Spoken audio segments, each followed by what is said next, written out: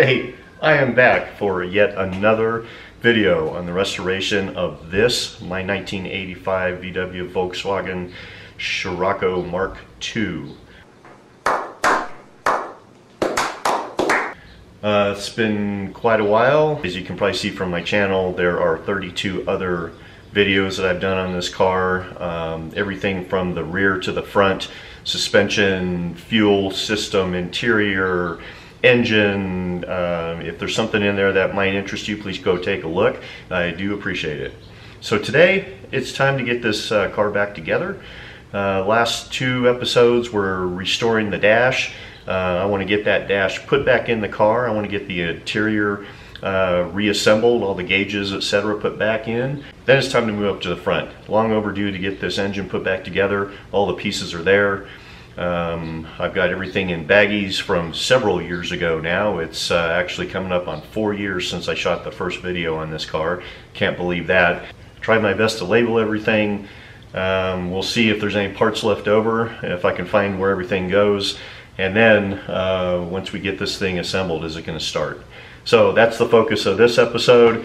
I believe this is number 33. Again, if you're interested in anything that has to do with these 1.8 liter engines in the VWs, the Scirocco or the Golf or probably the Jetta, there might be something in the other 32 videos for you. Go check it out. So without further ado, let's get into this episode of reassembling this car on yet my final push to get it started.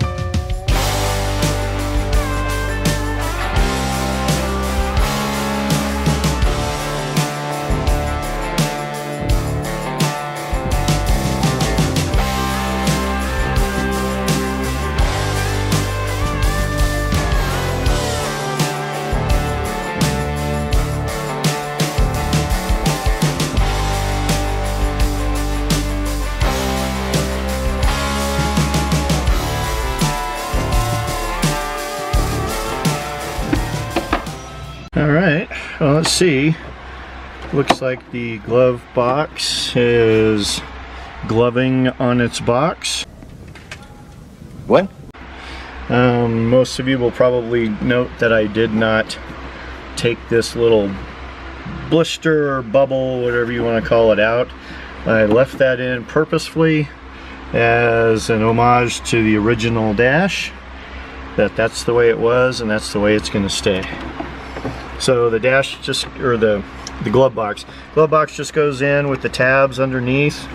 As you can see there, 2 screws, and then you've got to get this hanger with the spring that I just showed into the side here. It goes actually part of the glove box and it's good to go. So last thing I have to do here is put the latch on, and I'd say the dash is done. I'll go ahead and put the dash mat on it and call it a day.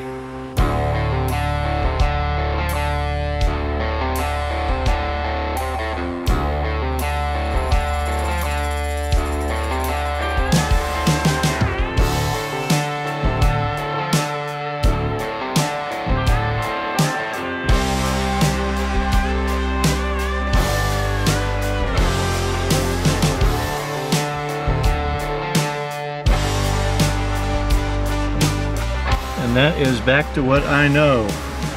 The dash mat on there, love it or hate it, that is what this car has always known, and that's what it's gonna be. I'm gonna get a couple pieces of Velcro, stick this on the way it used to be, and call this part of the project done. Woohoo! Day 2. All right, hey, we're back for another one. Time to put this darn engine back together. And as I start putting the power steering pump on, putting the water pump on, I'm running into one thing that I think I'm gonna have to address. I'm not putting the air conditioning system back on.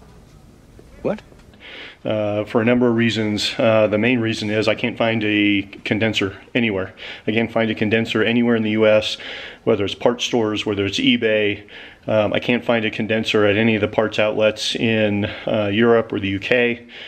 So I'm giving up. It seems like there's plenty of videos online about how to do an AC delete for these cars. So that's what I'm going to do. That will not only reduce a little bit of the weight, maybe it'll squeeze out, you know, another 500 horsepower from this engine. At least maybe a little bit of weight reduction is good. The problem is that there is one, well, it's not a problem. One issue is that there's a large bracket that holds both the alternator and the air conditioning compressor on the engine block, and it is this guy.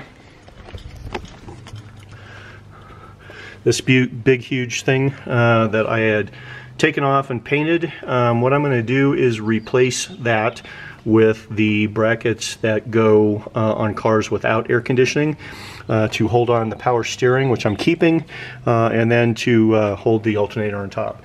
And luckily enough, I was able to find those on eBay. So this is the one that goes down in the bottom. As you can see, it seems to be in good mechanical shape. It's just dirty, so I'm gonna go ahead and clean that one up. And then secondly, this is the bracket, the small bracket that goes up on top, which would go up here to mount the alternator. So I'm gonna go ahead and get these cleaned up and get those installed. Oh, and by the way, take that thing back off. Okay, so here's where my good intentions did not turn out as I expected. As I showed earlier, I was able to get the lower bracket for the non-AC cars. However, as it turns out, I already had the upper one, and I really didn't need to get that one. Oh well. Long story short, when I attached the lower bracket and attempted to mount the alternator with or without that proper offset pulley, none of the belts would align, no matter what I tried. After many attempts and cuss words and frustration, I decided to put the AC compressor back on and just not attach the AC system. In fact, I ripped the AC lines out of the car, including those through the firewall. Okay, so since I had already purchased a new compressor before I figured out I could not find an original condenser, I put it back on with the big bracket I was trying to delete, and everything lined up perfectly. What do you know? So I know it's a bit of a hack job, but for the purpose of getting the car running and out of the garage, it'll work. So, boo.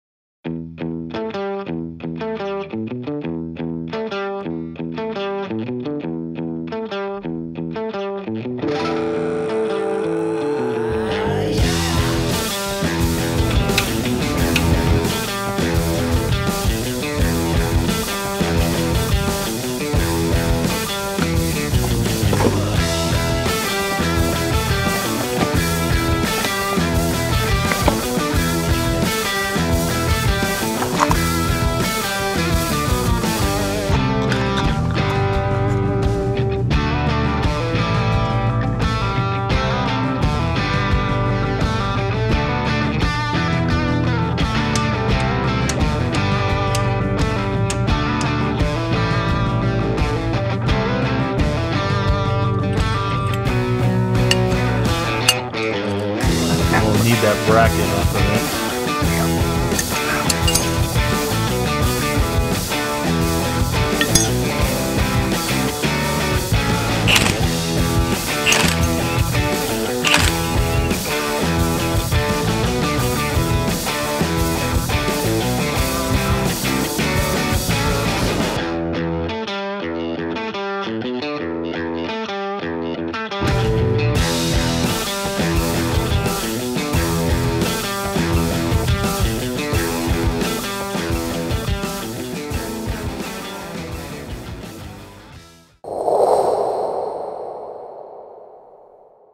So here's another unintended consequence of doing one of these restos, that as we're starting to put the accessories back on, obviously you need the belts that go with that.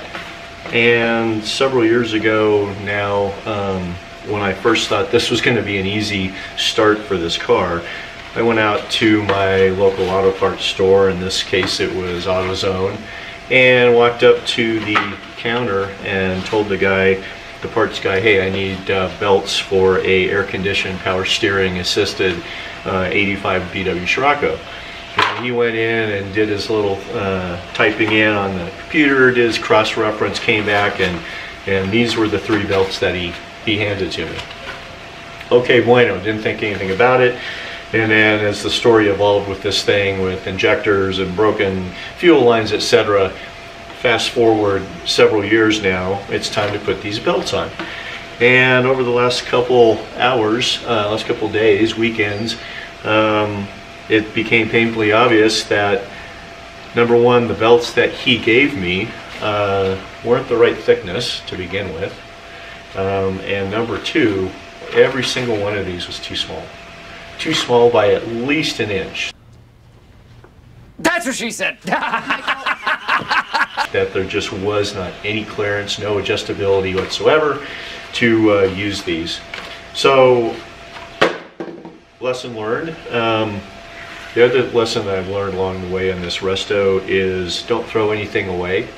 And if you can believe it, here's the original belts. Are you serious? Okay, these are all Continental belts. These were the belts that I took off the car umpteen episodes ago. Interesting thing about that is, what I should have done to begin with is looked at the size. So every single one of these Continental belts has got a size on it.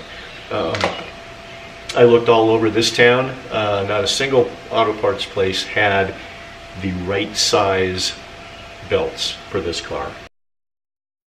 Luckily, with the miracle of the internet, I was able to look online and source brand new Continental belts for 2 of them.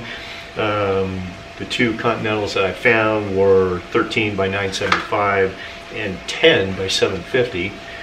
And then the last one I could not find anywhere online as a Continental belt, but there's a secondary company, D&D Power Drive, that sold the right size, and that size is a 10 by 643. Okay, so hopefully today we can get those accessories put back on, the next step of the car, assembly, and move on to getting the fuel injection system put back on. Get the radiator hooked up, some hoses, fluids, and get some new gas in the gas tank, and get this first start, hopefully the first start. Is it going to happen this weekend? I don't know. Probably not, but hopefully we'll make some more progress and get to where I need to be. So let's do it.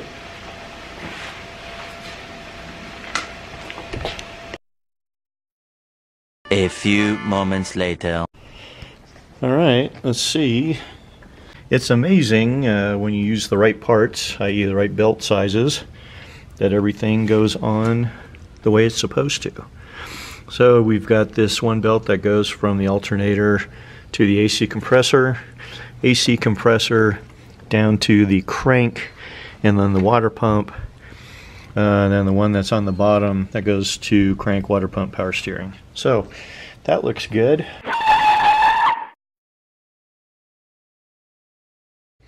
I did end up putting on the old alternator, which has the correct pulley. I did, in fact, purchase a brand new alternator. The pulley, which isn't the correct one, off and putting this pulley on, only to figure out that we could not get this retaining nut off at all. And by putting hex in here and trying to move this bolt, ended up stripping out this internal rod where the hex goes, so now I've got basically a useless brand new alternator. So now as we pull towards the end of this install, or the end of this refurb, it's just one thing after another. It's the little things that are just taking time and minutes and hours away from getting this thing started. I get it. Shit happens.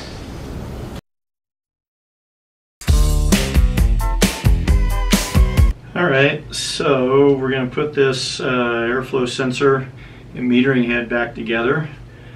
And while it was a long time ago, here's the metering head that was rebuilt.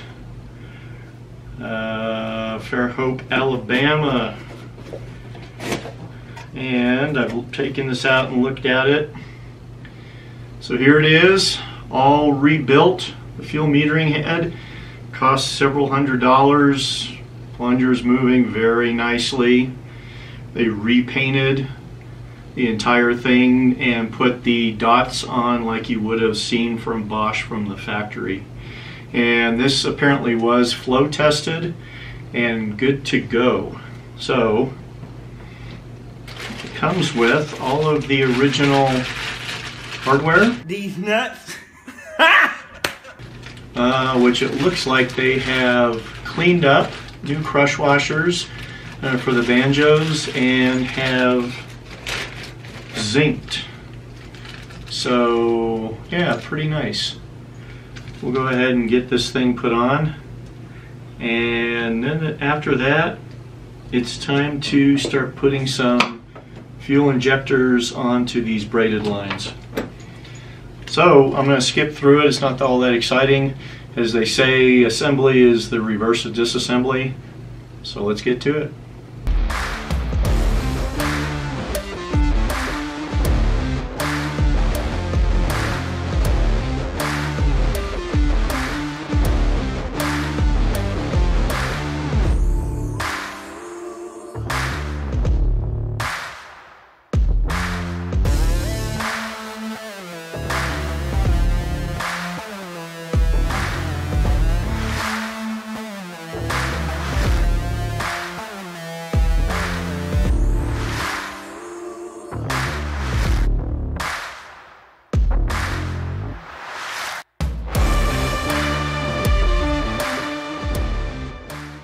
Alright, making good progress. Got the fuel distribution and airflow sensor on.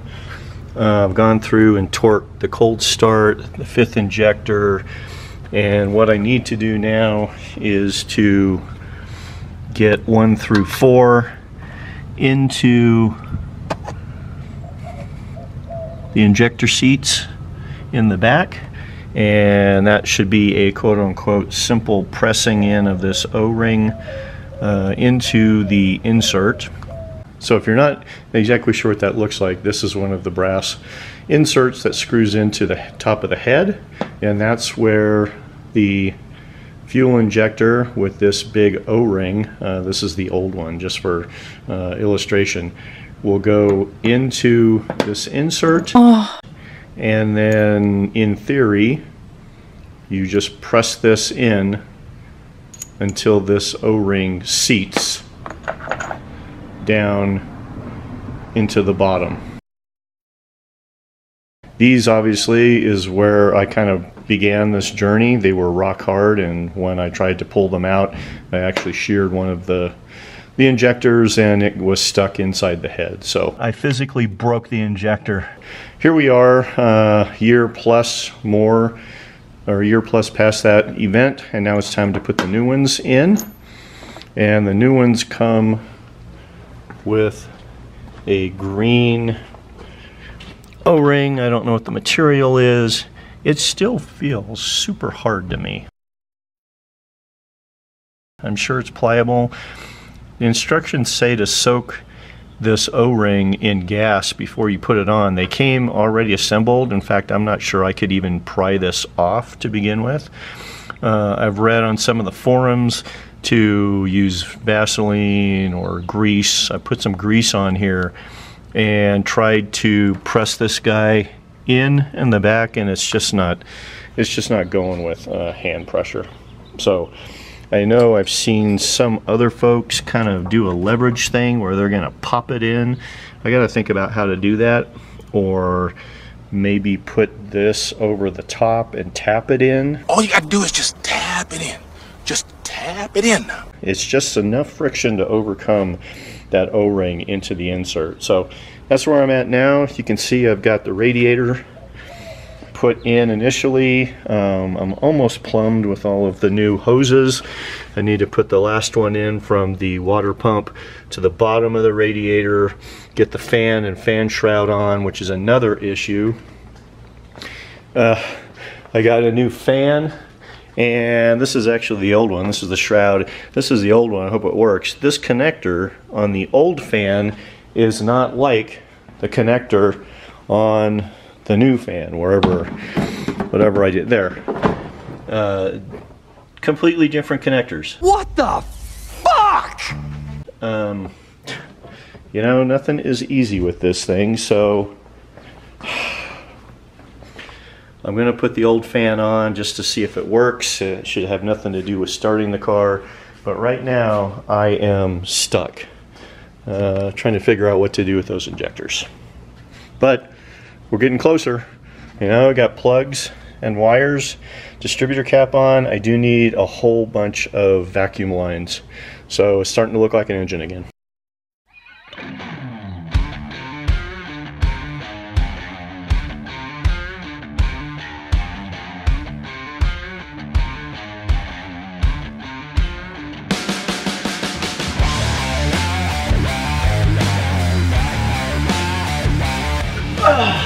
Got it. Okay, 1 and 2 in. It's gonna get a little bit more difficult as I think as I move over. Okay, where's number 3? That's number 4. Here's number 3.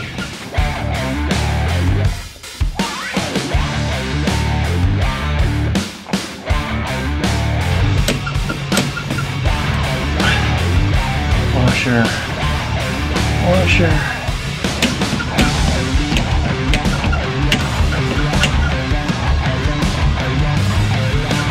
And that, boys and girls, should be everything with the fuel system now. Yeah! Yes! Hell yeah! Damn.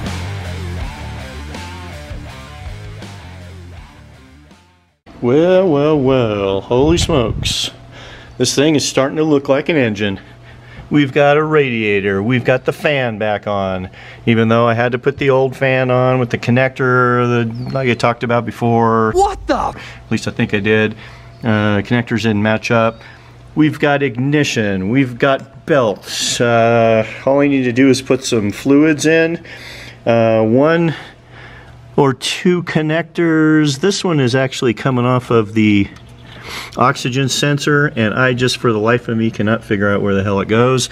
I will figure it out by tomorrow. I'm shooting for tomorrow morning to get this thing started. I'm gonna get some fluids in it.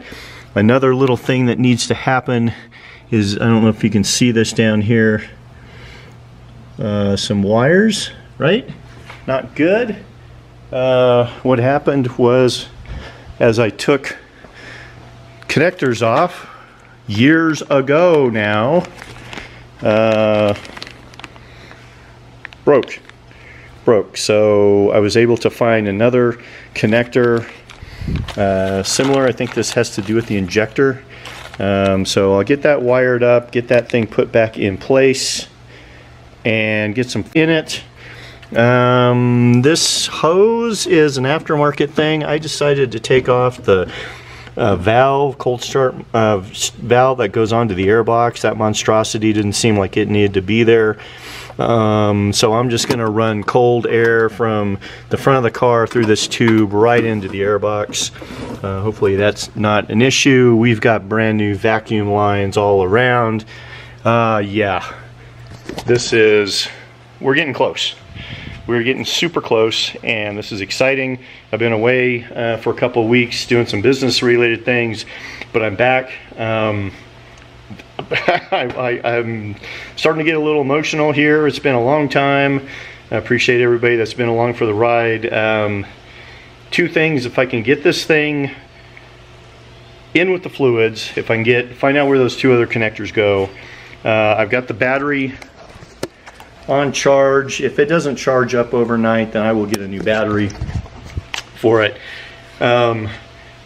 Hopefully we've got power. Hopefully when I turn the ignition on, we don't start a fire. Number one, that would be bad. Number two, hopefully when we start turn the ignition over, we've got fuel from the tank into the new fuel lines, which are all torqued down right here, brand new steel braided lines. I put a line on each one of these to make sure that they're all torqued to the right specifications. This is just a labyrinth and octopus of a mess. I'm hoping I got everything going to where it needs to go. I think I do. Yeah, we're getting real close, real close. So I'm gonna try to get that connector put back on, get that thing on, start putting some fluids in it. Hopefully this battery again will charge and we'll be able to start. If not, I'll be making a real early run to the parts store, get a battery, and we'll see what happens. I still do not have the steering wheel put on. You know, no big deal. We don't need that. I'll put the old one on just as a placeholder. I do actually have, oops, well gosh, you know, there's the dash in place. Looks pretty good with the dash mat on, or just as I remember. We can get it on as a placeholder. I've got a brand new steering wheel, more on that to come, custom made. I've also got a new leather wrapped shifter knob. So wow. The last thing, per what the guys in Alabama said about this new fuel distributor, they said don't run any gas that has ethanol in it. For folks in the US, they said that will void the warranty. So there is a website that you can go to, at least for the US, that shows you where all the places are that have no ethanol gas. So we went down there, got 4.5 gallons of the US's best non-corn flavored gasoline or petrol for my friends in the UK, and hopefully that will work. Yeah, it's getting close. So I'm gonna keep working.